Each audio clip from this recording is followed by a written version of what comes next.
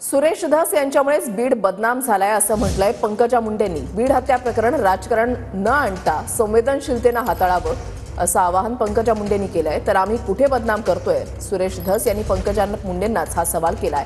परळीचे लोक तुमच्याशिवाय असे वागू शकतात का, असा सवाल देखील सुरेश धस यांनी केलाय। परळीचा पॅटर्नही तुमचाच आहे, सुरेश धस यांनी या शब्दात पलटवार केलाय।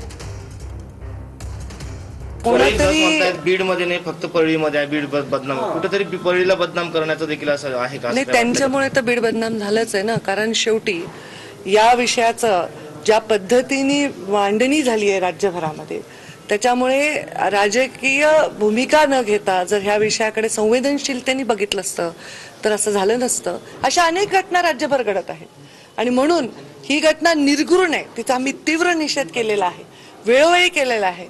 तुम्ही मलाच का सिद्ध करायला लावताय की मी बोलत नाहीये, मी हे करत नाहीये? माझी भूमिका काय आहे? मी पर्यावरण मंत्री आहे। माझ्याकडे ती भूमिका असती तर मी त्या भूमिकेत बोलायला पाहिजे, दुसऱ्यांच्या भूमिकेत हस्तक्षेप करणं माझं काम नाही। फक्त परळीचेच लोक का विमा भरतायत? सगळ्या जिल्ह्यात भरतायत आणि संपूर्ण राज्यात भरतायत। पण बदनामीचं कार आम्ही कुठं बदनाम करतो? बदनाम फक्त तुमची, फक्त परळीचेच लोक तुमच्याशिवाय असं वागू शकतात काय?